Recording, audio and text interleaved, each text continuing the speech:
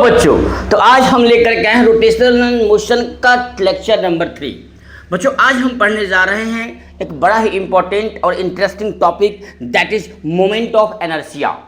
बच्चों, moment of inertia जो है रोटेशनल मोशन में वैसा ही प्ले करता है जैसे ट्रांसलेशनल मोशन में आपका मास करता है, यानी मास के इक्विवेलेंट। ट्रांसलेशनल मोशन मतलब लीनियर मोशन में जो मास रोल प्ले करता है, वैसा ही रोटेशनल मोशन में मोमेंट ऑफ इनर्शिया प्ले करता है। MOI, मोमेंट ऑफ इनर्शिया, जिसको हम I से रिप्रेजेंट करते हैं। तो बच्चों, पेन और कॉपी निकालेंगे। मेरा नाम लक्ष्मीकांत तिवारी और हमारा और आपका खूबसूरत सा चैनल फोर्स वाला। ठीक है बच्चों, ये मैं मान के चल रहा हूँ कि आप स्टार्टिंग का जो चैप्टर्स था उसको पढ़ करके यहाँ पे आए हैं। ठीक है, पढ़ते रहिए, जो भी समझ में नहीं आया हो तो ठीक है। यहाँ पे समझते हैं बच्चों मोमेंट ऑफ इनर्शिया। तो हेडिंग लगाएंगे बच्चों, moment of inertia. Moment of inertia, moment of inertia, इसको बच्चों हम लोग MOI भी बोलेंगे, या इसी को हम लोग I से रिप्रेजेंट करते हैं। I, moment of inertia. इसका क्या इंपॉर्टेंस है रोटेशनल मोशन में? मोमेंट ऑफ इनर्शिया का वही इंपॉर्टेंस है जो मास का linear motion means translational motion में होता है। यानी कि मोमेंट ऑफ इनर्शिया है वो मास के इक्विवेलेंट होता है। जैसे हम आपको बताया था, हमने आपको जब लीनियर मोशन की बात कर रहे थे हम लोग, लीनियर मोशन, और यहाँ बात करते हैं बच्चों रोटेशनल या एंगुलर मोशन। रोटेशनल मतलब एंगुलर मोशन, एंगुलर मोशन। तो बच्चों, लीनियर मोशन में जो रेस होता है डिस्प्लेसमेंट, उसको हम लोग, उसकी इक्विवेलेंट क्या आया था? थीटा, मतलब एंगुलर डिस्प्लेसमेंट। वेलोसिटी के लिए आया था एंगुलर वेलोसिटी, जिसको हम ओमेगा बोलते थे। और एक लीनियर एक्सेलरेशन AT, इसके लिए क्या आया था बच्चों? इसके लिए आया था अल्फा। इसमें रिलेशन भी हमने आपको बता दिया पिछले वाले वीडियो में अपने। क्या होता है? S = R theta, V = R omega, और सिमिलरली A = R × अल्फा। यहाँ तक समझ में आ रहा है आपको बच्चों? ठीक है, ये सब लीनियर मोशन के ये वेरिएबल्स हैं, और ये आपके angular motion means rotational motion के वेरिएबल्स हैं। Theta angular displacement, omega angular velocity, और अल्फा एंगुलर एक्सेलरेशन। क्लियर है? अच्छा बच्चों, अब हम बात कर रहे हैं कि जो मोमेंट ऑफ इनर्शिया है वो डिफाइंड है। Moment of inertia depends on the mass as well as distribution of mass. That means moment of inertia जो है बच्चों फॉर अ पॉइंट मास के लिए डिफाइंड है। फॉर अ पॉइंट मास मान लीजिए कोई हमारे पास है, ये इसका एक्सिस ऑफ रोटेशन है, और यहाँ से परपेंडिकुलर डिस्टेंस पर एक कोई मास है, पॉइंट मास है M, यहाँ से R डिस्टेंस पे। तो मोमेंट ऑफ इनर्शिया I जो डिफाइंड है बच्चों, वो डिफाइंड है mass into perpendicular distance from the axis of rotation. Perpendicular distance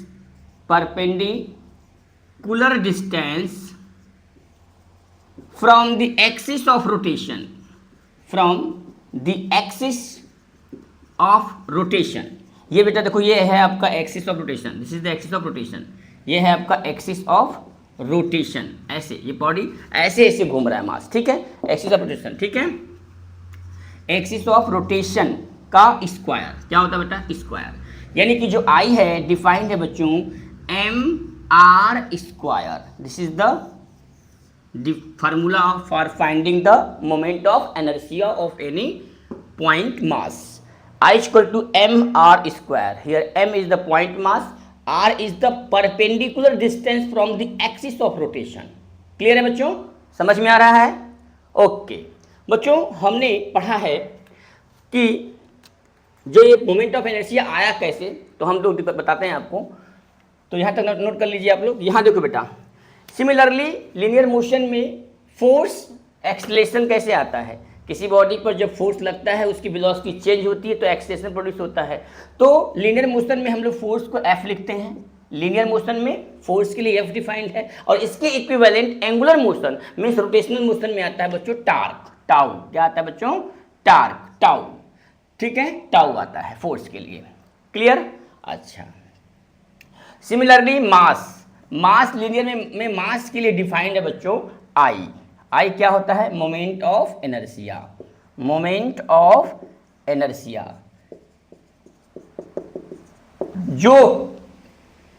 जो कॉन्सेप्ट मास का लीनियर मोशन में होता है, सिमिलरली वही प्ले मोमेंट ऑफ इनर्शिया का रोटेशनल मोशन में होता है। ठीक है, अब इसको मिलकर सब देखते हैं कैसे आता है ये। तो बच्चों ये पता हो गया, I equal to M R square, R क्या लेंगे? एक्सिस ऑफ रोटेशन के परपेंडिकुलर वाला डिस्टेंस लेंगे। ठीक है बच्चों, ठीक है। चलो अब देखते हैं बच्चों हम कि ये हमारा जो है मोमेंट ऑफ इनर्शिया आया कैसे। बच्चों हम लोग जानते हैं कि फोर्स इक्वल टू होता है mass into acceleration. Force equal to mass into acceleration होता है। अच्छा बच्चा, तो हमने क्या किया, दोनों साइड में r से मल्टीप्लाई कर दिया, यानी multiply both side by r। तो r f into M A R. अच्छा बच्चों, a इक्वल टू हम लोग जानते हैं कि r इंटू अल्फा होता है, relation between linear acceleration and angular acceleration. तो यहाँ पे जो a है वहाँ पर r इंटू अल्फा लिख सकता हूँ यहाँ पे। तो r लगाया, r इंटू एफ बराबर m इंटू ए का मतलब बच्चों r into alpha into R. Clear है?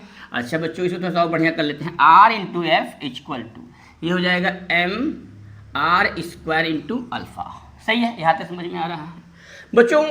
जो ये टार्क होता था टाउ इक्वल टू होता है r इंटू एफ। टाउ जो है टार्क अभी पिछली वाली वीडियो में हमने देखा था, टार्क को पढ़ाया मैंने, वहाँ पे वीडियो में अगर समझ में नहीं आ रहा टार्क के बारे में समझना हो तो हमारे उस वीडियो पे डालिएगा, यूट्यूब पे चैनल पे डालिएगा, फोर्स वाला, वहाँ आपको ये मिल जाएगा। ठीक है, टार्क। तो जो टाउ आर इंटू एफ, यहाँ पे हम लोग टाउ लिखेंगे बच्चों, ये टार्क हो गया टाउ, और ये जो अल्फा है ये ए के बराबर है। इसके कंपेरिजन किया जाए, ए है लीनियर एक्सेलरेशन और ये है एंगुलर एक्सेलरेशन, ये अल्फा, और ये जो एम आर स्क्वायर है इसी को बोलते हैं बच्चों आई। समझ में आ रहा है बात? कंपेरिजन किया, यानी M R square means I, वहाँ पे जो मास था यहाँ पे आई आ गया, मतलब इसके जो है इक्विवेलेंट है आपका F बराबर एम इंटू ए। एफ बराबर एम इंटू ए के इक्विवेलेंट है। ये लीनियर मोशन में होता है बराबर एम में। Linear motion means translational motion, और this is the rotational motion. Torque force के लिए टार्क आता है, मास के लिए मोमेंट ऑफ इनर्शिया आता है, और लीनियर एक्सेलरेशन के लिए एंगुलर एक्सेलरेशन अल्फा आता है। This is the concept of moment of inertia. ठीक है बच्चों और समझ लेते हैं, जो मोमेंट ऑफ इनर्शिया होती है, मोमेंट ऑफ इनर्शिया जो है एक स्केलर क्वांटिटी। कौन सी क्वांटिटी बेटा? स्केलर क्वांटिटी है, और इसका एसआई यूनिट जो होगा बच्चों, SI unit of moment of inertia जो होगा मास का होता है भाई। आई इक्वल टू क्या होता है? M R square. Moment of inertia I equal to M R square. M होता है किलोग्राम और आर होता है मीटर, तो metre square. This is the unit of moment of inertia. ठीक है बच्चों, यहाँ तक। अच्छा मान लीजिए अगर कोई पॉइंट मास ना होकर के फर्स्ट सिस्टम ऑफ पार्टिकल्स, बहुत से मास लगे हों, ठीक है, तो for a system of particles के लिए मान लीजिए एक्सिस ऑफ रोटेशन हो गया। This is the axis of rotation. यहाँ से मास एक लगा m1 यहाँ पे r1 डिस्टेंस पे, एक मास यहाँ से लगा है m2 r2 डिस्टेंस पे, एक मास यहाँ से लगा है m3 r3 डिस्टेंस पे, और सभी मास जो लगाए गए हैं बच्चों इस एक्सिस ऑफ रोटेशन के परपेंडिकुलर लगाए गए हैं। परपेंडिकुलर डिस्टेंस आपको कैलकुलेट करना होगा, रखना होगा। तो बच्चों यहाँ से लिख सकता हूँ मैं I बराबर m1 r1 square plus m2 r2 square plus m3 r3 square. ठीक है बच्चों, एंड सो ऑन। मतलब I इक्वल टू हो जाएगा summation M R square. I equal to summation M R square for a system of particles. चूंकि ये आपका जो मोमेंट ऑफ इनर्शिया है एक स्केलर क्वांटिटी है, और उसको नॉर्मली हम लोग जोड़ देंगे, इसमें प्लस माइनस नहीं करना है, सबको साथ में जोड़ते चले जाएंगे। तो बच्चों यहाँ तक समझ में आ गया। तो अब हम लोग करेंगे न्यूमेरिकल्स। तो मैं न्यूमेरिकल्स देने जा रहा हूँ, आप लोग रेडी जो कहें तो नोट करो, एवरीवन नोट इट। ठीक है बच्चों, तो अब हम लोग पढ़ेंगे न्यूमेरिकल्स देखेंगे। चलो रफ कर दें, ओके चलो रफ कर दिया। तो बच्चों मोमेंट ऑफ इनर्शिया जो है मास इनटू परपेंडिकुलर डिस्टेंस का स्क्वायर के बराबर होता है, product of mass into perpendicular distance from the axis of rotation का स्क्वायर। अच्छा बच्चों मान लीजिए क्वेश्चन दे रहे हैं numericals, question number 1, find the moment of inertia, find the moment of inertia, moment of inertia यानी आपको आई बताना है, MOI मतलब आई। मान लीजिए कि ये एक रेक्टेंगल है और इस रेक्टेंगल पर मास रखा हुआ है, M मास यहाँ पे है, M मास यहाँ पे है, M मास यहाँ पे है और M मास यहाँ पे है, ठीक है। ये डिस्टेंस है आपका, ये है आपका एक्सिस ऑफ रोटेशन, ये लेंथ है L और ये ब्रीथ है B, ठीक है। हमें निकालना है, ये हमारा एक्सिस ऑफ रोटेशन है, दिस इज द एक्स और एक्स, और इस प्लेन के एक्सिस में ये बॉडी का ऐसे मूव कर रहा है ना बेटा। तो ये है आपका axis of rotation, this is the axis of rotation, axis of rotation. इस एक्सिस ऑफ रोटेशन के एक्स के अबाउट में आपको मोमेंट ऑफ इनर्शिया निकालना है। तो बच्चों क्या निकालेंगे, जैसे ये देखो ये यहाँ से यहाँ तक कितना दूर है, L/2 पे, और ये कितना है L/2 पे, ये भी L होगा भाई, ये L है तो ये भी L होगा, तो ये भी L/2 और ये भी L/2, और ये एक्सिस ऑफ रोटेशन है, मास इधर भी रखा है इधर भी रखा है। तो बच्चों इस मास के लिए देखते हैं I बराबर ML/2 का स्क्वायर, ML/2 का स्क्वायर प्लस सिमिलरली इसके लिए निकालेंगे ML/2 का स्क्वायर, ठीक है। उसके बाद यहाँ पे आते हैं, ये भी L/2 है, यानी L/2 सब चारों हैं। तो आप एक काम करिए ML²/4 × 4 कर दीजिए, ठीक है। कैसे होगा देख लेते, समझा दे रहे हैं आपको। ML²/4 हो जाएगा ये। अच्छा अब 1 2 3 4 जैसे 4 का मल्टीप्लाई कर दूँ, चारों में वही डिस्टेंस है L/2 मास सेम है MM, तो ये कट जाएगा तो आ जाएगा I बराबर ML²। सही है, समझ में आया यहाँ तक। इस तरह से हम लोग मोमेंट ऑफ इनर्शिया किसी एक्सिस के अक्रॉस निकाल सकते हैं। अब दूसरा क्वेश्चन देखते हैं बच्चों, चलो दूसरा question, question number 2, question number 2, how will you find the moment of inertia for a point mass. बच्चों भी हम पॉइंट मास की बात कर रहे हैं, अभी distribution of mass and extended mass की बात नहीं कर रहे हैं। इसके बाद वाले लेक्चर में हम लोग डिस्ट्रीब्यूशन ऑफ मास की बात करेंगे। यहाँ पॉइंट मास छोटे सा हलवा वाला क्वेश्चन है, आप लोग कर लीजिए इसको।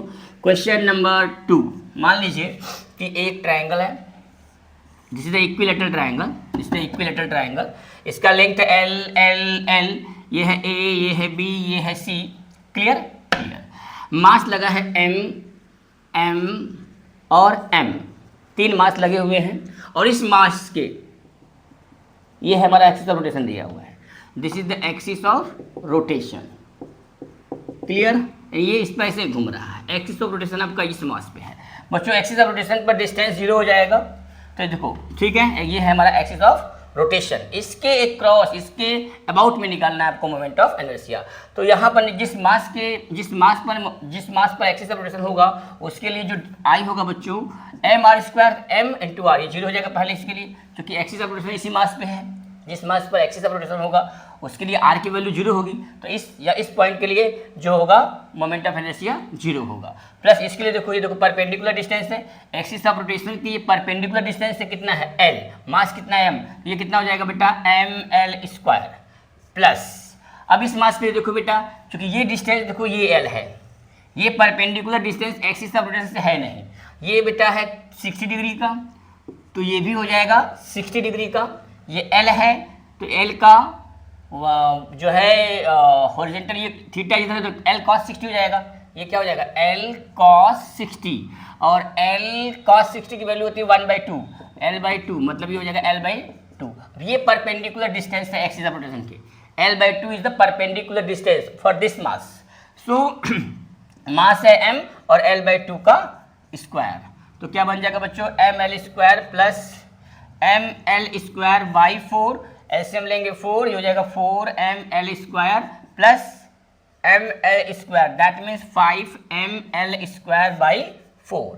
So this is the moment of inertia, answer सही है, कर लोगे आप लोग, ठीक है। चलो ठीक है, करते रहो, कर लो।